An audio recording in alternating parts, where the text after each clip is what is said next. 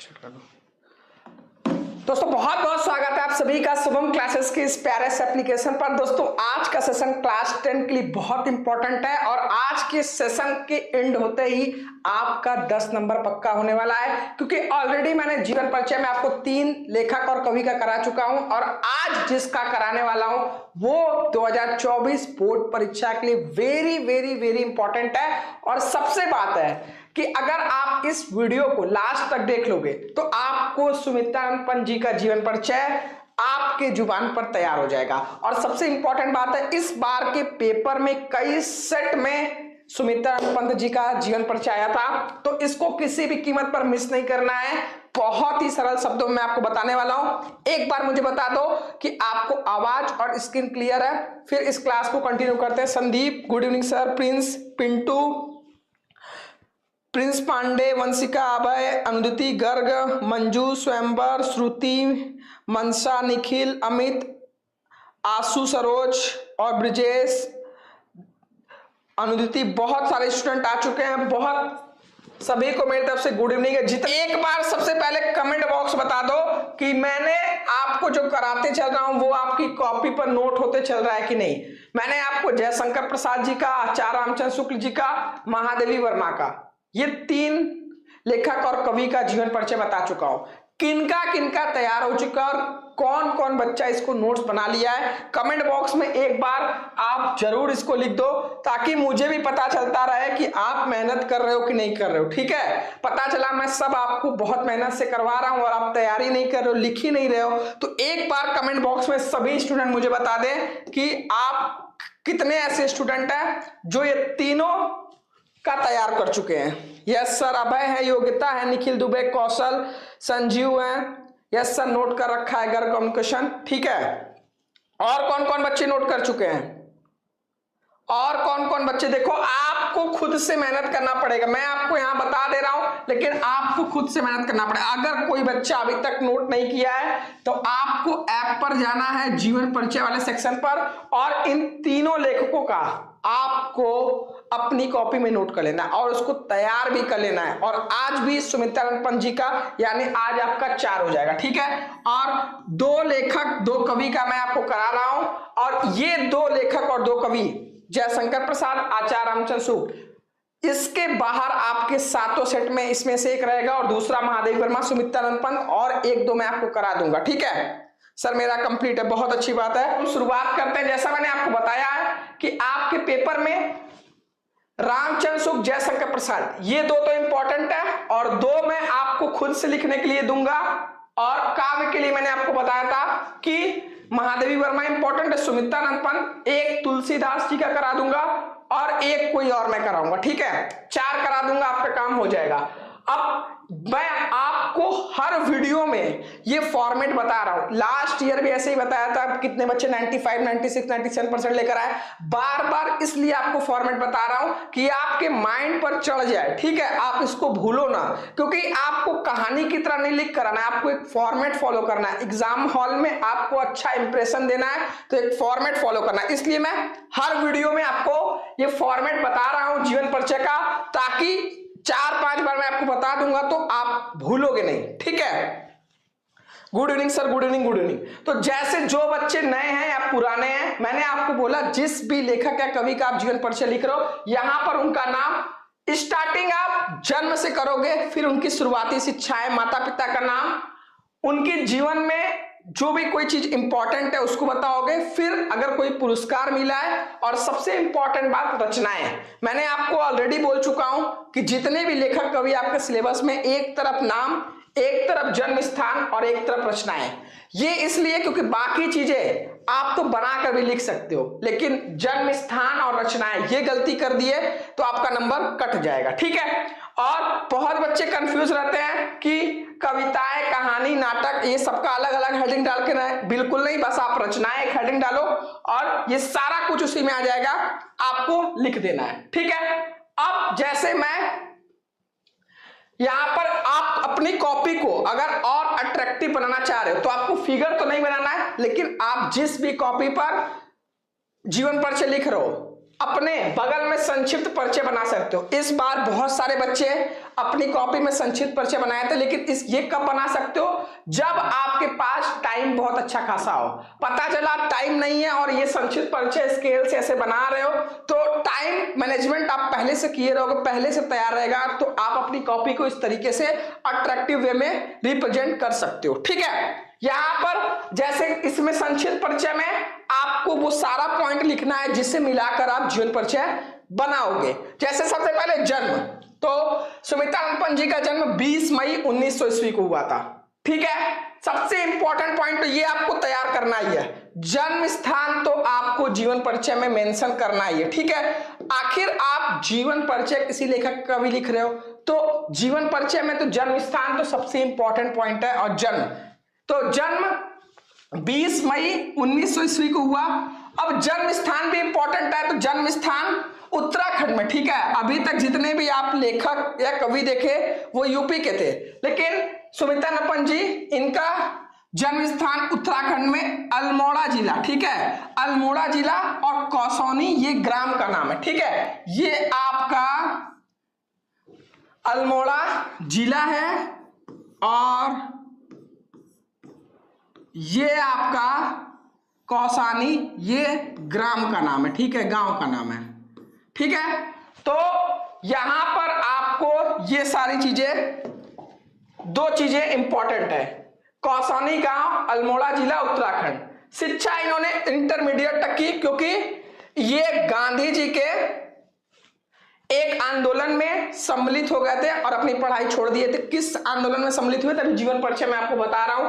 पिता का नाम पंडित गंगाधर पंत जी, माता का नाम सरस्वती देवी, वास्तविक नाम या बचपन का नाम गुसाई दत्त। ठीक है, इनको संगीत से प्रेम था इसलिए इनकी भाषा संगीतात्मक। ठीक है, मृत्यु 28 दिसंबर 1977 ईस्वी। तो ये सारे पॉइंट है जो आपको संक्षिप्त परिचय में लिखना है।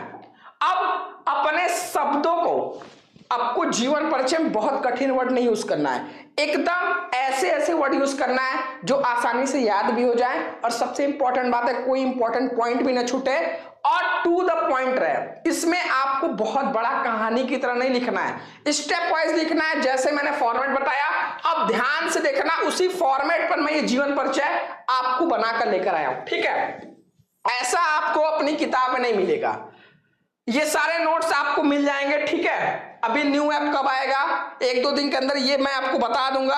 अब है पूछ रहे हैं, ठीक है, थोड़ा सा बेटा वेट कर लो, पहले क्लास पे कंसंट्रेट कर लो। अब आपको इनका जीवन परिचय लिखना शुरू करना है। तो सबसे पहले सिंपली, जैसे मैंने हर लेखक या कवि से बताया है कि सबसे पहले बताओगे सुमित्रानंद पंत का जन्म 20 मई 1900 ईस्वी में कौसौनी ग्राम, मैंने आपको बताया था ये ग्राम का नाम है, जिला अल्मोड़ा उत्तरांचल में हुआ था। उत्तरांचल ये प्रदेश का नाम हो गया। ठीक है, तो पहली लाइन में तो ये हो गया कि सुमित्रानंद पंत का जन्म 20 मई 1900 ईस्वी में कौसौनी ग्राम, जिला अल्मोड़ा उत्तरांचल में हुआ था। तो इसमें याद वाली क्या करने वाली चीज है, एक ये 20 मई 1900 ये याद आपको करना है, दूसरा कौसौनी ग्राम याद करना है, जिला अल्मोड़ा याद करना है, उत्तरांचल, ये 4 पॉइंट ये पहली लाइन में आपको याद करना है। ठीक है, इनकी माता का नाम सरस्वती देवी, इनकी माता का नाम सरस्वती देवी, वह इनके पिता का नाम पंडित गंगादत्त पंत था। ठीक है, गंगादत्त पंत था। देखो मैंने फॉर्मेट जो आपको बताया है, आप उसको चाहो तो लाइन वाइज भी तैयार कर सकते हो। पहले 20 मई 1900 कौसौनी ग्राम, जिला अल्मोड़ा उत्तरांचल, सरस्वती देवी, पंडित गंगादत्त पंत। मैंने आपको स्टार्टिंग में बता दिया है कि सबसे पहले जन्म, जन्म स्थान, माता पिता का नाम। तो यहां पर आपने बता दिया कि इनकी माता का नाम सरस्वती देवी व इनके पिता का नाम पंडित गंगादत्त पंत था। ठीक है, गंगादत्त पंत था। अब सबसे इंपॉर्टेंट पॉइंट, ये लाइन आपको जीवन परिचय में नहीं मिस करना है किसी भी कीमत पर। इनके जन्म के 6 घंटे बाद ही इनकी माता का देहांत हो गया था। ये आप लाइन अपने जीवन परिचय में लिखोगे कि ये सबसे इंपॉर्टेंट पॉइंट है, तो इसको नहीं मिस करना है। ये आपको याद करना है कि इनके जन्म, यानी जब सुमित्रानंद पंत जी का जन्म हुआ तो जन्म होते के 6 घंटे के बाद ही इनकी माता का देहांत हो गया था। अब माता जी का देहांत हो गया तो बचा कौन, पिताजी, दादी जी। तो अंततः इनका पालन पोषण पिता और दादी के गोद में हुआ। इनके बचपन का नाम गुसाई दत्त था। ठीक है, इनके बचपन का नाम ये भी आपको याद करना है, गुसाई दत्त था इनके बचपन का नाम। यहां तक देखो एकदम सरल शब्दों में एकदम आपको याद करने लायक है, यहां तक कोई भी कंफ्यूजन नहीं होगा। ठीक है, माता का मृत्यु हो गया जन्म के 6 घंटे बाद, तो इनकी जो पालन पोषण है वो पिता और दादी के गोद में हुआ। इनके बचपन का नाम गुसाई दत्त था। अब इनके जन्म स्थान, माता पिता का नाम, ये पॉइंट बता दिए। अब आना है प्रारंभिक शिक्षा पर। तो प्रारंभिक शिक्षा ग्राम की पाठशाला में हुई। यानी ग्राम की पाठशाला, ग्राम का नाम क्या था? कौसौनी ग्राम। तो आप लिख सकते हो कि प्रारंभिक शिक्षा कौसौनी ग्राम में हुआ, या इस तरीके से लिख सकते हो प्रारंभिक शिक्षा ग्राम की पाठशाला में हुई। हाई स्कूल की परीक्षा वाराणसी से पास करके, यानी देखो इनकी जो प्रारंभिक शिक्षा थी वो तो इनके ग्राम कौसौनी में हुआ, लेकिन 10वीं की जो परीक्षा थी वो यूपी के वाराणसी में हुई। हाई स्कूल की परीक्षा वाराणसी से पास करके ये प्रयाग के, यानी प्रयागराज में श्योर सेंट्रल कॉलेज में प्रवेश लिए बीए की परीक्षा के लिए, बीए की पढ़ाई करने के लिए। ठीक है, 10वीं तक ये पढ़ाई बनारस में की है। उसके बाद इन्होंने प्रयागराज में श्योर सेंट्रल कॉलेज में प्रवेश लिए। अब अगर आपको ये कॉलेज का नाम नहीं याद है तो भी आप लिख सकते हो कि 10वीं के बाद इन्होंने अपनी पढ़ाई प्रयागराज में शुरू की। ठीक है, इस तरीके से लिख सकते हो प्रवेश लिए, किंतु परीक्षा से पहले विद्यालय छूट गया, यानी इन्होंने बीए कंप्लीट नहीं किया और परीक्षा होने वाला था उससे पहले इनका विद्यालय छूट गया। कहां पर? प्रयागराज में। इन्होंने गांधी जी के सन 1921 ईस्वी में असहयोग आंदोलन में भी भाग लिया। मैंने भी बोला था ना कि कौन से आंदोलन में भाग लिया, तो गांधी जी के असहयोग आंदोलन में भी भाग लिया। कब? सन 1921 ईस्वी में।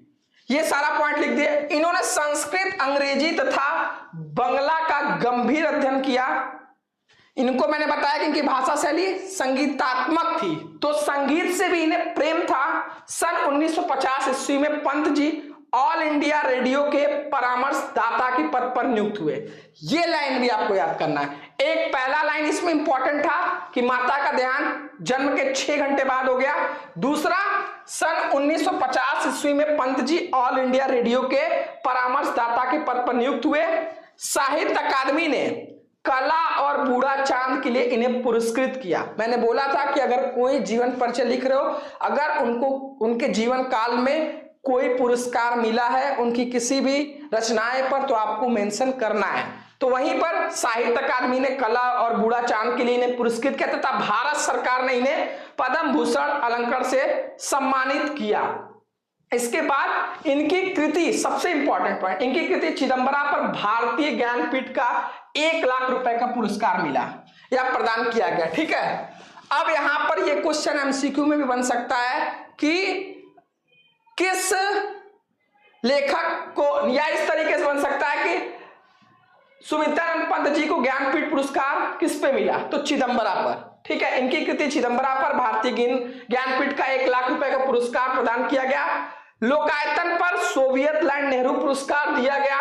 सरस्वती के इस पुजारी ने 28 दिसंबर 1977 ईस्वी में इस भौतिक संसार से सदैव के लिए विदा ले ली। देखो बहुत ही सरल है, 1-2 बार आप पढ़ोगे तो समझ में आ जाएगा। मनीष सर आप बहुत अच्छा पढ़ाते हैं, बहुत अच्छा समझाते हैं, पिंटू गुप्ता।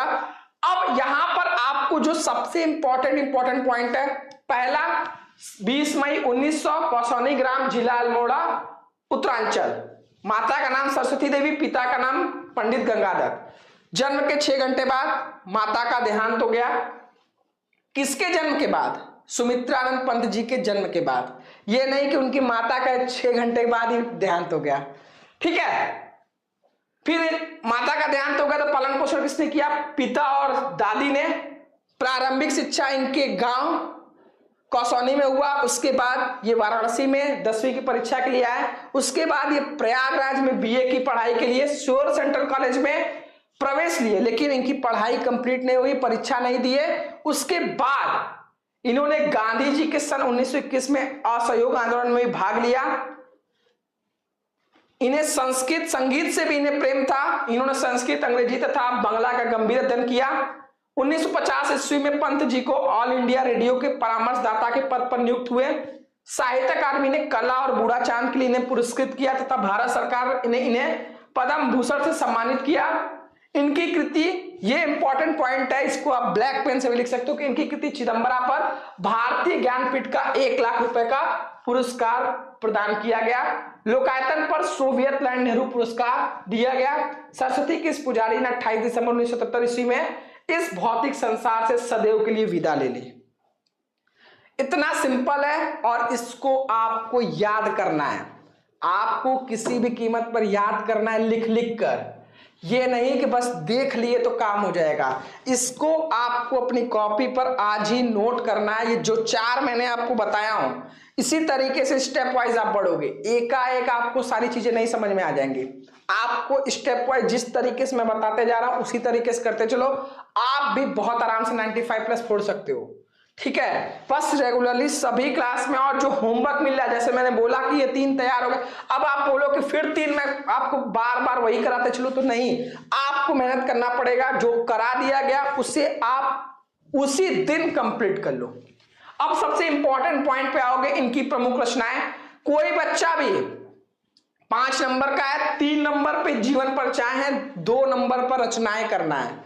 2 नंबर रचनाएं पर है तो रचनाओं को आपको याद करना है एटलीस्ट 5, 6, 7, जितना आप मैक्सिमम याद कर सको बहुत अच्छी बात है, लेकिन 5, 6 तो आपको याद ही करना पड़ेगा। ठीक है, यहां पर आप इनको इस तरीके से भी लिख सकते हो कि नाटक, कहानी, कविताएं।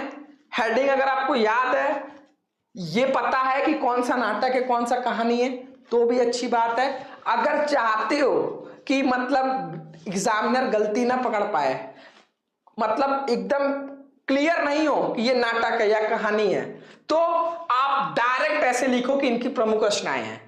कुछ हेडिंग मत लगाओ, कहानी, नाटक, कविताएं, कुछ भी नहीं, तब भी आपको नंबर मिलेगा 2 नंबर। ठीक है, इनकी प्रमुख रचनाएं वीणा, पल्लव, पल्लविनी, अंतिमा, गुंजन, और सबसे इंपॉर्टेंट ये 2-3 तो आपको याद ही करना है। कौन सा? चिदंबरा, लोकायतन, ठीक है, कला और बूढ़ा चांद। ये 3 तो सबसे इंपॉर्टेंट है, लिखना है, कला और बूढ़ा चांद, चिदंबरा, लोकायतन, ठीक है, रजत शिखर। ये 3-4 आपको याद करना है। इनका एक उपन्यास आप जरूर लिखना, हार। ठीक है, यहां पर मेंशन नहीं है। इनका एक उपन्यास है हार, ठीक है, ये भी आप मेंशन कर सकते हो। अब किसी को कोई कंफ्यूजन है?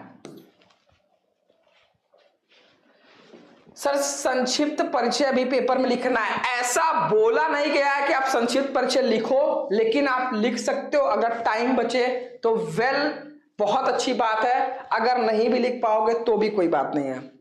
ठीक है, संक्षिप्त परिचय अगर लिख दिए, ये इसलिए है कि एग्जामिनर आपका नंबर नहीं काटेगा। ये तभी हो पाएगा जब आप एक पेपर तो बहुत लेंदी आएगा, ठीक है, 70 नंबर का पेपर 3 घंटे में करना है। अभी आपको लग रहा है ना कि हो जाएगा पूरा, जब आप सैंपल पेपर अभी सॉल्व होगा ना तो आपको पता चलेगा। बहुत ज्यादा प्रैक्टिस करोगे तब 3 घंटे में बहुत अच्छे से कर पाओगे। तो प्रैक्टिस अभी से करना है। तो संक्षिप्त परिचय आप जब प्रैक्टिस किए रहोगे तो आराम से उसको टाइम मैनेजमेंट करके बना दोगे। ठीक है, उसमें जब आपको चीजें याद रहेंगी। ये 4 जो मैंने आपको करा दिया है, ये 10 नंबर आपके पक्के हो गए। ठीक है, पहला कौन सा? जयशंकर प्रसाद, रामचंद्र शुक्ल, महादेवी वर्मा, सुमित्रानंद पंत। ये 4 जो मैंने आपको कराए हैं, अपने सरल शब्दों में इसको आपको कॉपी में नोट करके 4 पन्ने पर हमेशा जब भी टाइम ले रिवीजन करना है। और निबंध जो कराया है, जो 5 टॉपिक बताया है, उसको 5 टॉपिक को एटलीस्ट अपने कॉपी पे लिख लो। ठीक है, जो एमसीक्यू प्रैक्टिस सेट शुरू किया हूं, लास्ट क्लास में प्रैक्टिस सेट मैंने एक कराया था। ठीक है, प्रैक्टिस सेट जो मैं आपको करा रहा हूं उसको, ठीक है, उसके लिए आप प्रैक्टिस सेट जितना कराता चल रहा हूं उसको आप कॉपी में 20-20 क्वेश्चन नोट करते चलो। ठीक है, इसके अलावा चैप्टर तो जुलाई से शुरू होंगे, खंडकाव, इसके बाद जीवन परिचय के बाद अब किस टॉपिक पर आया जाए ये भी मुझे एक बार बता देना। ठीक है, नो डाउट। ठीक है, जीवन परिचय के बाद किस टॉपिक पर आया जाए, या तो सोच रहा हूं खंडकाव आपका 3 नंबर उसको खत्म कर दिया जाए। ठीक है, या तो गद्यांश पदांश पहचानने की आपको ट्रिक बता दूं कि किस तरीके से पहचानना है, किस लेसन से लिया गया है। जल्दी से एक बार मुझे बता दो बेटा। तो ठीक है sir, no doubt no doubt no doubt.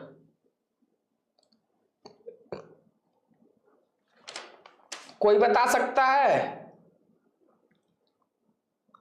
और श्लोक तो आपको अपने से तैयार कर लेना है, 2 नंबर का श्लोक आप अपने से तैयार कर लेना, उसके लिए मुझे मत परेशान करना, आप श्लोक को आपको अपने से तैयार कर लेना है। इसके अलावा और बताओ क्या इसके बाद नेक्स्ट टॉपिक कौन सा होगा? व्याकरण। तो बेटा देखो, व्याकरण में जैसे रस छंद अलंकार हो गया, ठीक है, आपका प्रत्यय हो गया, उपसर्ग हो गया, ये पांचों आपको एमसीक्यू को जैसे मैं कराते चलूंगा उसी में आपको कुछ रूल भी बताते चलूंगा, ठीक है। और बताओ,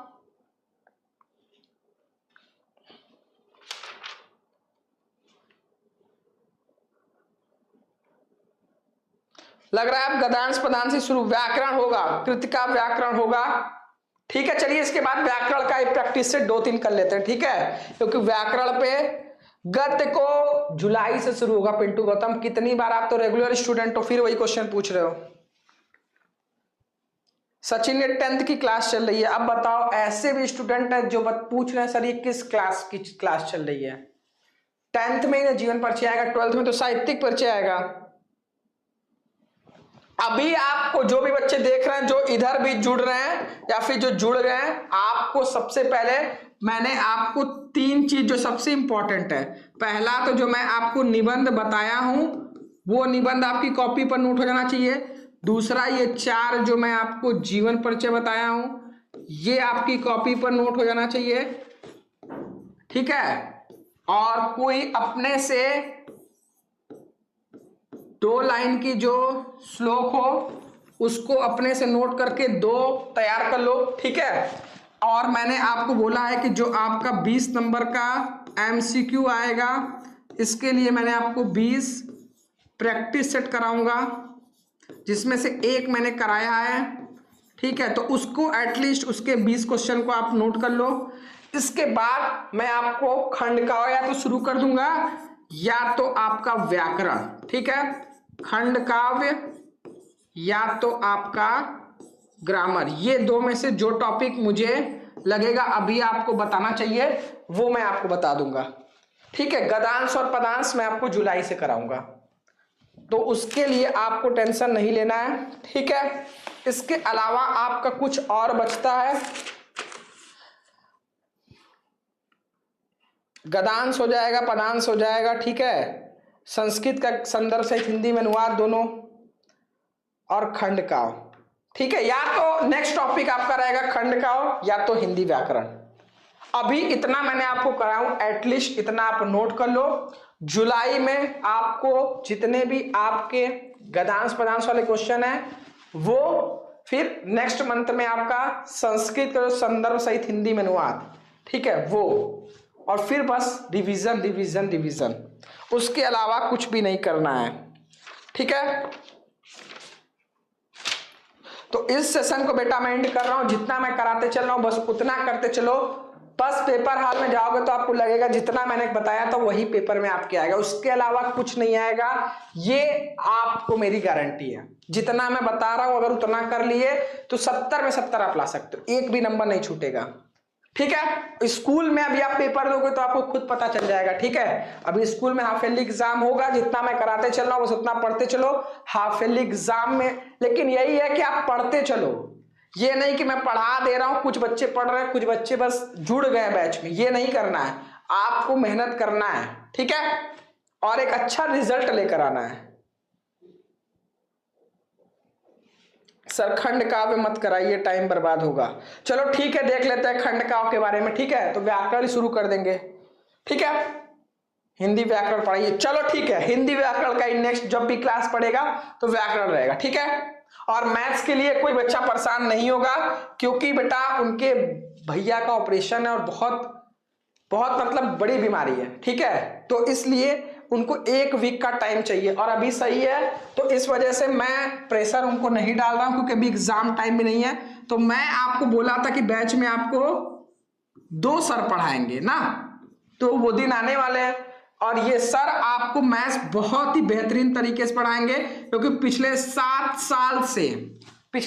साल से ये बच्चों को ऑफलाइन पढ़ा रहे हैं, तो ये आपको पहला चैप्टर से नहीं शुरू करें, जहाज खत्म हो गया वहां से, और जुलाई से आपका चैप्टर 1 से जब शुरू होगा तो वहां से रिवीजन। इसीलिए मैं बोल रहा हूं जो भी टाइम मिला है ये पांचों चैप्टर में देख लो कौन कौन से क्वेश्चन नहीं आए, ताकि जुलाई में जब आपका लेसन शुरू हो तो उसमें आप उसको सही कर सको, जो क्वेश्चन ना आए उसको पूछ सको।